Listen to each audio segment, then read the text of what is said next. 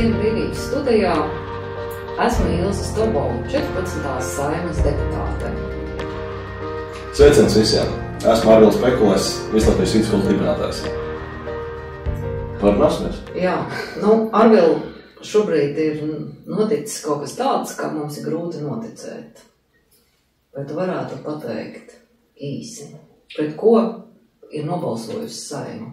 Dotā brīža balsojums ir manā uzturē tikai vienīgi par to, kā mēs demontējam mūsu demokrātiju, nevis par to, kas ir kā galvenais punkts - tālmācība un neklātiena. Arvil, tu vari pateikt, kāpēc cilvēki izvēlās tālmācību? Es nevaru pateikt visus gadījumus, kāpēc viņi izvēlās. Es zinu, kāda ir argumentācija, motivācija tiem, kas ir mūsu skolā. Mēs esam pētījuši, mēs esam anketējuši, mēs runājam ar vecākiem, komunikācija mums ir kosmiski lielā līmenī. Un ļoti īsi tad cilvēki nonāk līdz tālmācībai. Tas nav tā, ka piedzimu un zināju, būšu tālmācības skolēns vai arī mans bērns būs tālmācības skolēns. Tāds nenotiek. Tur ir tā konfrontācija starp to, kas ir pieņemts, klasiskais modelis klātiena, un starp visām iespējamām alternatīvām, ko cilvēki ir spiest meklēt kaut kādos atsevišķos gadījumos. Un, ja mēs runājam par motivāciju, tad parasti tas ir kaut kādi speciāli gadījumi, un viņus, protams, ka var kaut kādā veidā arī klasificēt. Tātad pirmā un absolūti lielākā mērķa grupa ir visi tie, kas tā klasiski neiekļaujās klātienes skolā vai arī klasiskajā mācīšanās sistēmā. Vai varētu teikt tā, ka tos mēs bieži vien saucam par neērtajiem bērniem, tie, kam ir grūtības ar uzvedību, tie, kam veselības stāvoklis vai vēl kādi citi apstākļi? Apstākļi šai kategorijai ir ļoti daudz un dažādi, viņi sadalās pēc tam apakškategorijās. Viena ir tie, kas ir piedzīvojuši kādus mobbingus, dabūjuši psiholoģiskas traumas, pēc tam rezultējās tās psiholoģiskās traumas kaut kādās veselības problēmās. Tā ir viena grupa. Otra grupa, kuriem vienkārši ir veselības problēmas. Piemēram, ilgstošas. Jo ir dažādas slimības, kas ir, viņas pavada cilvēku visu dzīvi, un viņš ir savādāks kā visi pārējie. Tagad runa par to iekļauties, neiekļauties, tas nozīmē, ka cik tu labi jūties starp pārējiem, starp kuriem tu esi savādāks. Ja tu esi savādāks arī labā nozīmē, tu arī neiekļaujies, un tas cilvēkiem būtu jāsaprot. Varētu teikt, ka šobrīd ar vienu lēmumu ir liekta iespēja tiem bērniem, kuri patiešām pat fiziski nevar aiziet uz skolu, bērni, kuri skolā 30 bērnu kolektīvā jūtās slikti, tāpēc, ka viņiem nav pieņemams šāda mācīšanās forma, ir īpaši, ja mēs no rīta līdz vakaram runājam, ka katram bērnam, lai kāds viņš arī būtu, ir vieta skolā, un viņam ir jāiegūst izglītība. Un tas ir tas paradoks, ka savos vārdos mēs esam ārkārtīgi katru bērnu un viņa vēlmes sabiedrībā iekļaujoši. Tik līdz mums ir šī reāla iespēja, lai bērns tāds, kāds viņš ir, ar zināšanām, prasmēm, saviem talantiem, varētu mācīties tā, kā viņam ir nevis iegribējuši vecāki, bet kas viņam ir atbilstošāk, lai viņš varētu būt līdzvērtīgs sabiedrības loceklis. Mēs šobrīd esam pateikuši, nē, tev ir tikai klātienē. Un kas ir pat zīmīgākais, ka šobrīd izglītības ministrijai tieši iekļaujošā izglītība ir visvājākais posms. Jo viņa pati nezin, ko darīt ar bērniem, kā tu minēji, kuri ir cietuši no mobbinga, kuriem pati, ja viņi gribētu būt šajā kolektīvā, šis kolektīvs viņu nepieņem. Pat, ja viņi gribētu doties uz savu iemīļoto skolu, kas agrāk bija pāri ielai, viņa ir slēgta. Un tad, kad vecāki ekonomisku apsvērumu pēc pamet Latviju un dodās uz citu valsti, bet joprojām grib saglabāt saikni ar savu dzimteni, arī šiem bērniem mēs pasakām, jūs mums nesat vajadzīgi. Mēs tērējam naudu reimigrācijai, mēs domājam, kā paaugstināt dzimstību, bet mēs esam izdarījuši visu, lai cilvēki, kas grib būt piederīgi Latvijai, kas grib apgūt Latvijas izglītību, Šobrīd jums tas nav pieejams. Un tas ir pats interesantākais, ka mēs sākam domāt, ka visu to viņi varēs sākt darīt pēc 9. klases. Tad neko vairs nevajadzēs. Jā, mēs liedzam iespēju viņiem sākt iekļauties sabiedrībā no 1. klases, un tajā brīdī ar domu gan pienāks laiks 9. klasē, ka viņš varēs būt. Viss ļoti pareizi, un šeit, man liekas, ir divas tādas lielas un dažādas kategorijas. Viens ir lēmumu pieņēmēji, kur dotajā brīdī virz uz priekšu šo te plānoto likumu grozījumu, un otra puse ir sabiedrība. Manā uzturē sabiedrībai vajadzētu aizdomāties, kas tas vispār ir tālmācība, kāpēc viņa varētu būt vajadzīga, un sākt pieļaut domu, ka iespējams ir sabiedrības daļa, kurai tīri kā izvēles iespēja viņu ir vajadzīga, neatkarīgi no tā, vai pašiem cilvēkiem konkrētajā mirklī vajag vai nevajag. Un kāpēc šo gribu, izcelt atsevišķi? Tāpēc, ka īstenībā neviens nav pasargāts no brīža, kurā iespējams tālmācība būs priekš viņa paša ģimenes, priekš viņa paša tuvajiem cilvēkiem, tāds reāls vienīgais risinājums. Tātad reāls piemērs no dzīves.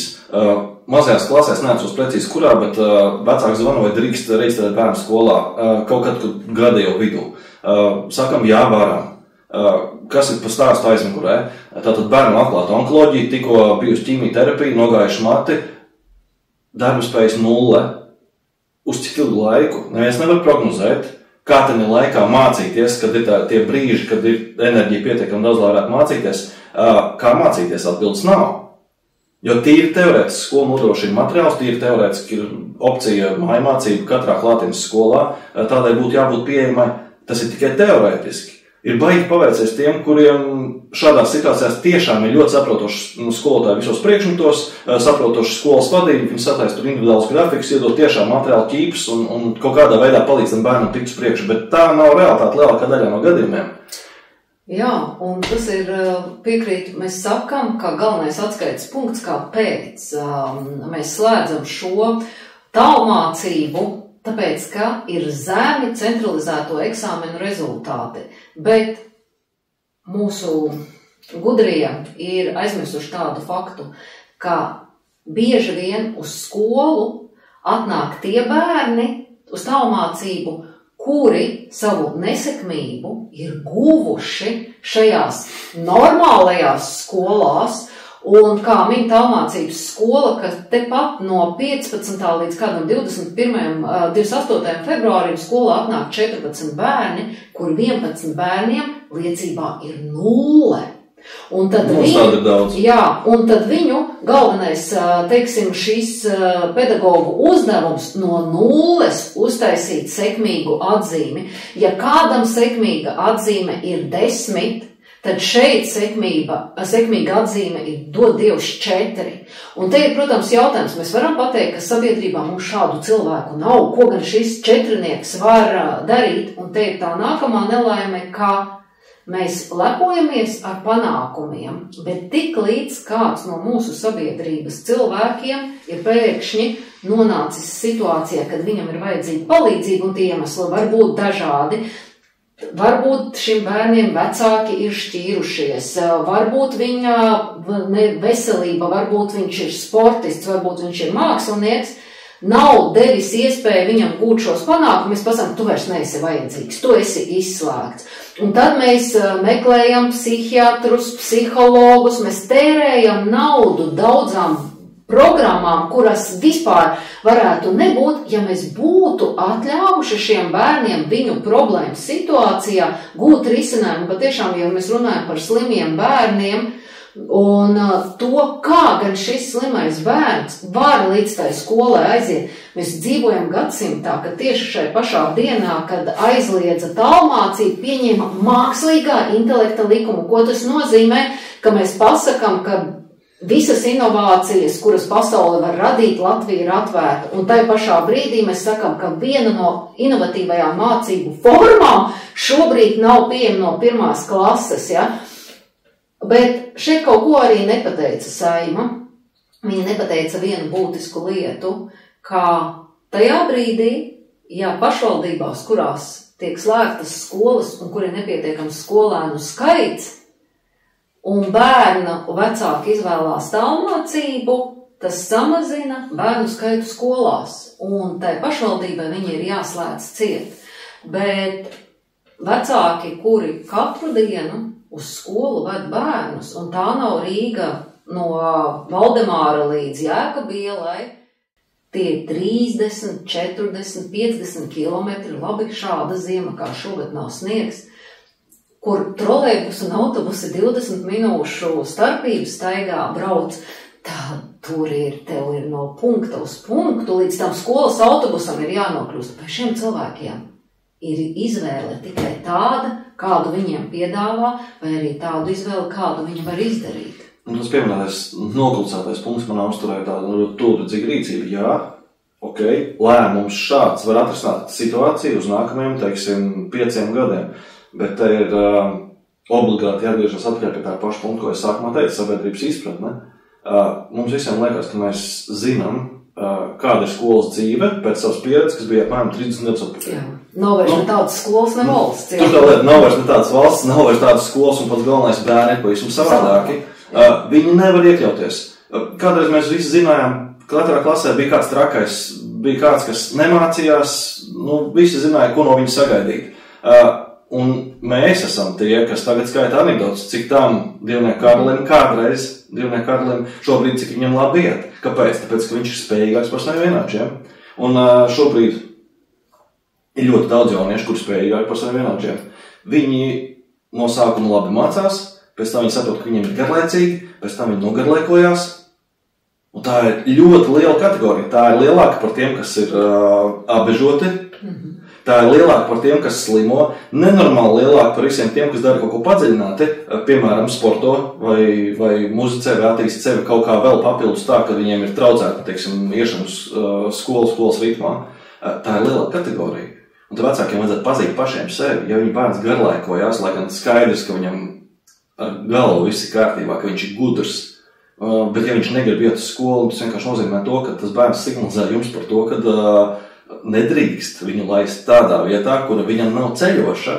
Ja vecāks to saprastu, tālmācību izvēlētos nevis priekš 12,000 bērniem, bet priekš 80,000 bērniem. Tas skaitlis ir ļoti, ļoti liels, un tālmācība viņa nav slikta. Viņa ir ļoti piemērota.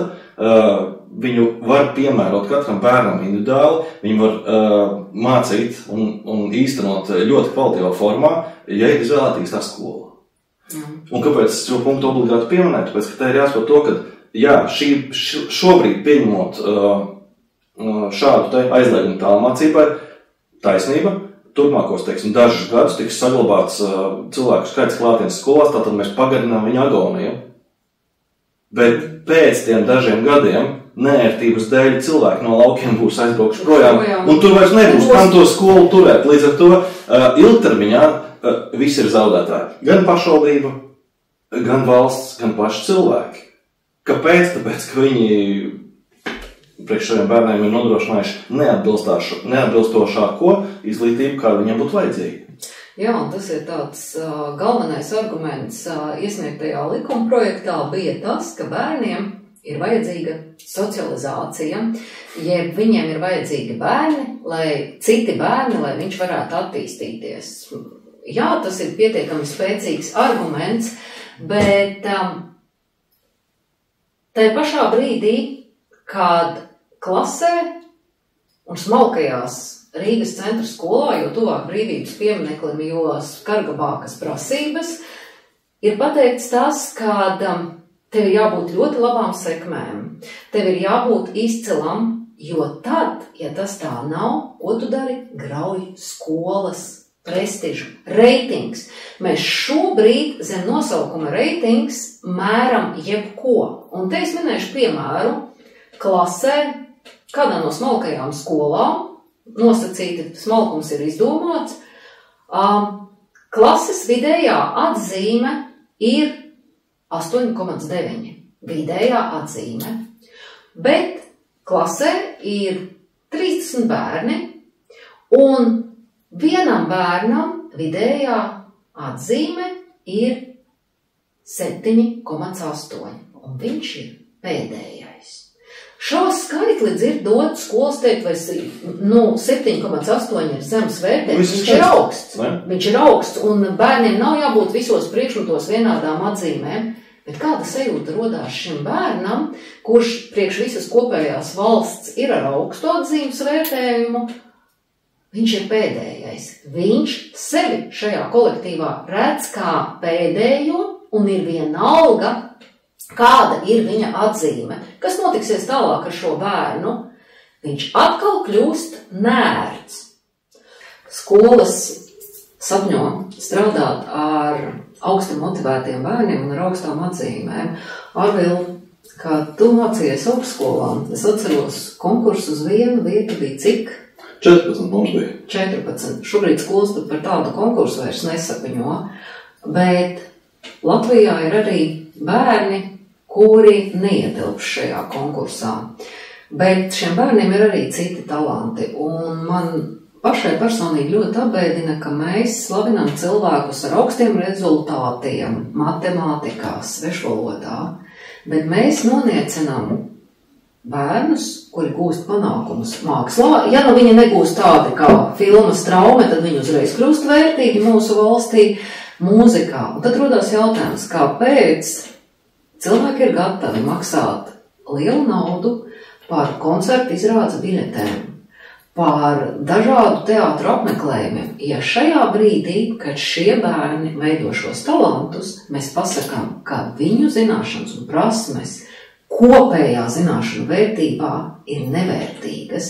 Mēs visus mēram ar vienu skalu, un es šaubos, vai daudzi no tiem cilvēkiem, kas ir vēsturiski guvuši panākumus, ja viņi būtu likuši centralizēto eksāmenu, viņi vispār būtu dzīvē nokārtojuši, un vai centralizētais eksāmens ir vienīgā mēraukla, pēc kā mēs vērtējam, vai šis bērns ir vērtīgs mūsu valstī vai nav vērtīgs. Un mēs nonākam tādā pretrunā, kad ir vērtīgās zināšanas un kad ir nevērtīgās.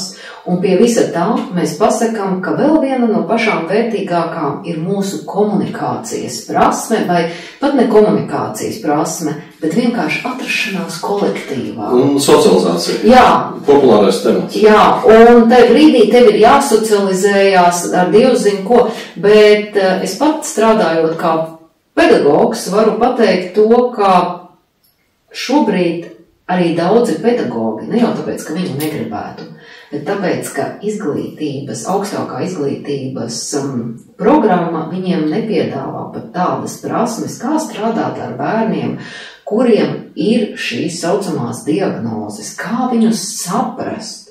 Tajā brīdī, kad mums likvidēja pedagoģisko augstskolu, kad mums likvidēja sociālos pedagogus, pielīdzinot viņus sociālajām medicīnas māsām, kad īstenībā pašai augstākajai izglītībai ir niecinājums pret dažādām profesijām, mēs gribam sagaidīt, lai visiem ir labi, pie viena nosacījuma, ka to labumu, kādu jūs gūsiet, noteikšu es no sava skatu punkta, un manas vērtības būs augstākas nekā Arvila vērtības, jo es uzskatu, ka man tā pienākās.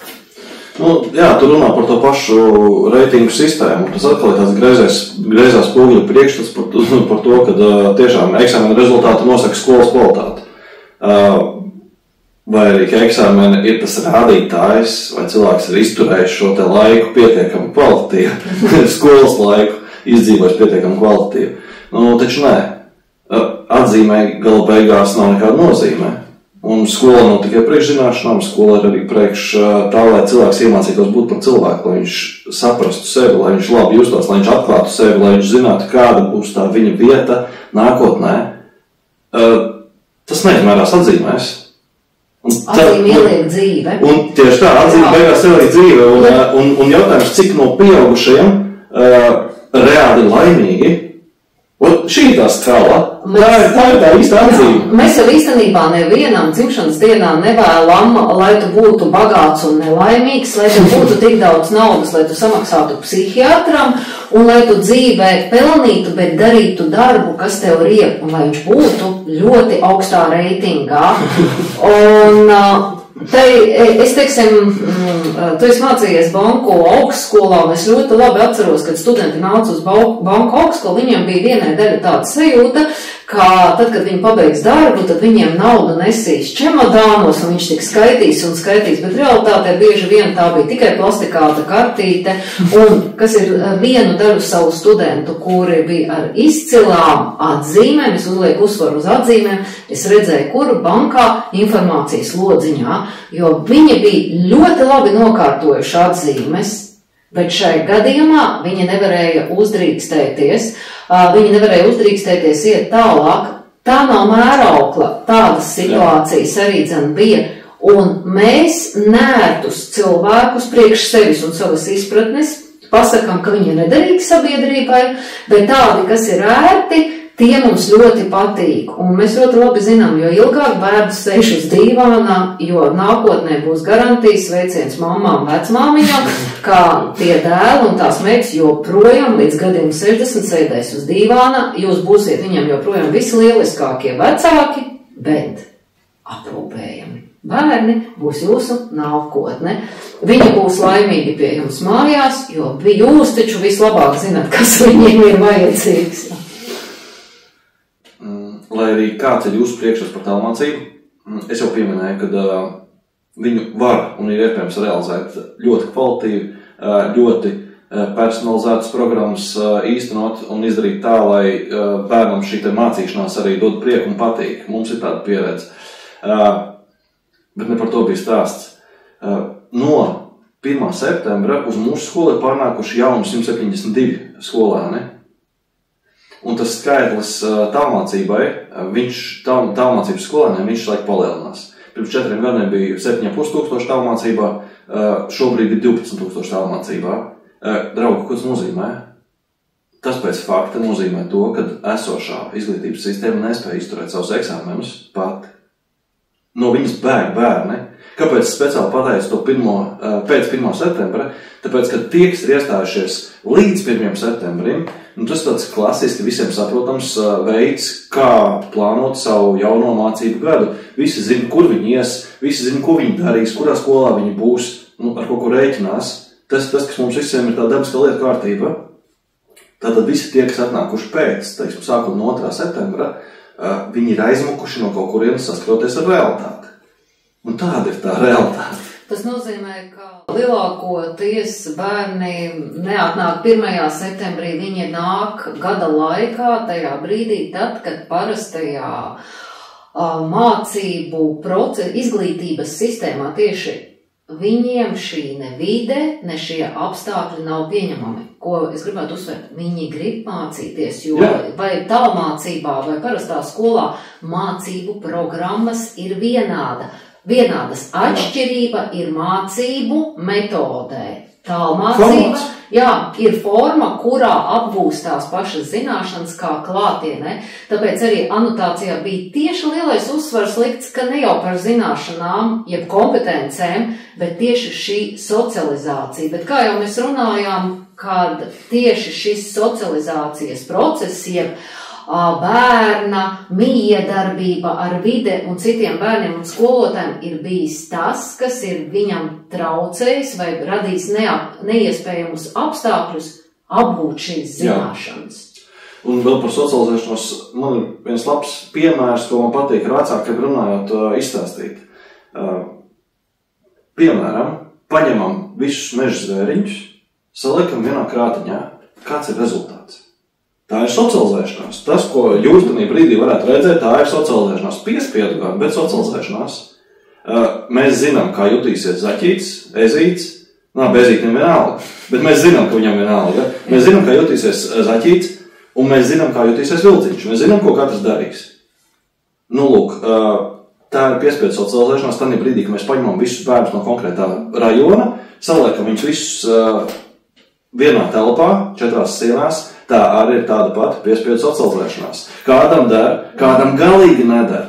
Un galvenais, ka pret šo tālmācību bieži vien iestājās tieši tie vecāki, kas skolā iestājās pret šo īpašo bērnu atrašanos skolā. Tie ir tie, kas raksta, ka manā Jānīti vai Dacīti traucē grietiņa, kura tur nevar nosēdēt un nobakstīties, bet šobrīd viņa saka, ka viņiem visiem ir jābūt klasē. Un tā ir dubultā morāle, kur mēs vienmēr zinām, kas ir labāk citam, bet tajā pašā brīdī, lai tas cits ar savu netraucē mūs. Un šobrīd ir ļoti atbildīgs moments, un es kā Saeimas deputāte, protams, sniegšu šos te grozījumus par tālāk izglītības formu un arī neklātienes formas saglabāšanu. Šobrīd mums notiek savstarpēja diskusija ar visiem tie, kas realizē šo tālmācības formu, un to, ko arī, es domāju, Arvil, tu piekrīt, viena no tām, kas ir, ka ministrijai ir par kvalitāti, par ko atbild, kāda ir izglītības kvalitāte, kādas, teiksim, ir nosacītās satura, tās prasības, bet forma, kādā iegūst cilvēks šo izglītību, ir jāpaliek un jābūt tādai, kāda tam cilvēkam ir pirmām kārtām pieejama, tā, kas viņam atbilst, un tas ir pamats tai iekļaujošai izglītībai, par kuru tiek skandināts no rīta līdz vakaram, bet mēs viņu neskāpēc tikai redzam par ļoti smagiem gadījumiem. Iekļaujoša izglītība attiecās uz ikvienu bērnu, jo katram bērnam ir savas prasības, savas vajadzības, un tikai izejot cauri šim ciklam, mēs varam teikt, ka šis bērns iegūs šo vislabāko, ko viņam šī valsts var dot. Un, kas būtiski, par tālmācību vecāki maksā. Jā. Lielākoties vecāki par to maksā. Viņi saprot to, ka ir jēga samaksāt, vienalga vai daudz vai maz, bet ir jēga samaksāt, lai šī te forma bērnam būtu pieejama. Un pareizi tu pateici, tālmācībai kā formai ir jābūt. Tas, pie kā būtu jāstrādā lēmējiem, ir atbilstošs juridiskais ietvars, laikam atbilstošs juridiskais ietvars, lai to, kas dabā strādā, mēs varētu legalizēt un lai tas tiešām būtu pieejams visiem. Tas ir viens. Otrs kvalitātes kritērija. Dotajā brīdī tālmācībai ir ļoti švaki kvalitātes kritērija. Un neviens pie tā nav vainīgs. Tāpēc, ka ministrija nekad par to nav interesējusies. Tieši tā, nav jau ko nokontrolēt. Jo mums ir izglītības kvalitātes valsts dienests, kurš labi dara savu darbu, bet viņiem jau jākontrolē pēc tā, kāds ietvars viņiem ir iedots. Nu, tad, lūk, draugi, uztaisam kārtīgi ietvaru. Tad mēs sapratīsim, kā to kvalitāti īstenot dzīvē.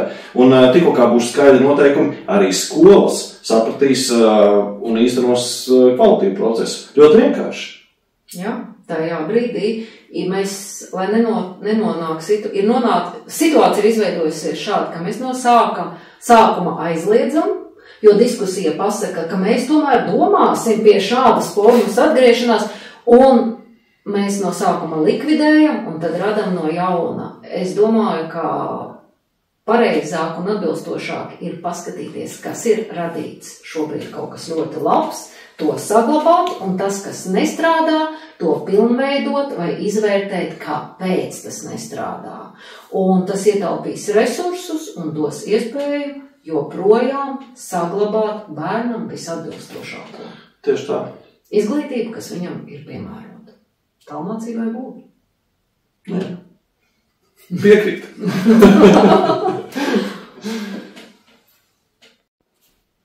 Un svarīgākais, mēs nezaudējam cerības, jo līdz 26. martam šim gadam ir jāiesniedz priekšlikumi, un es kā Saeimas deputāte šādus priekšlikumus arī iesniegšu, lai saglabātu gan tālmācības formu, gan arī neklātienes formu, jo šādai mācībai pastāvēt, mēs varam runāt par kvalitāti, mēs varam runāt par to, kas ir atbilstošākais. Bet tālāk izglītībai ir jābūt, jo tas ir mūsdienīgas, modernas izglītības sastāvdaļa laikmetā, kad mēs runājam par mākslīgo intelektu, un katrs no bērniem zina, ka privātās stundas, un tad, kad mēs kaut ko gribam vai iemācīties vai nesaprotam, ko mēs bērnam sakam, pameklē YouTube, un tā arī ir tālmācība. Jā, un no manis savukārt piebilda vecākiem skatītājiem, pat, ja jūs savam bērnam esat izvēlējušies klātienes skolu, pat, ja jūs domājat, ka tas ir īstais un vienīgais veids, kā mācīties, lūdzu, neesat kritiski. Atstājiet arī sev izvēles iespēju un atstājiet galvenais izvēles iespēju tiem, kuriem tā ir vienīgā iespēja, kuriem nav klātiena nekāda pieejamā iespēja. Un ja tas nedara jums, tas nenozīmē, ka tas nedara pārējiem, jo neviens no mums nav pasargāts no situācijām, kad arī mums tā var būt vienīgā izvēle. Tieši tā, par tiesībām izvēlēties. Par tiesībām izvēlēties.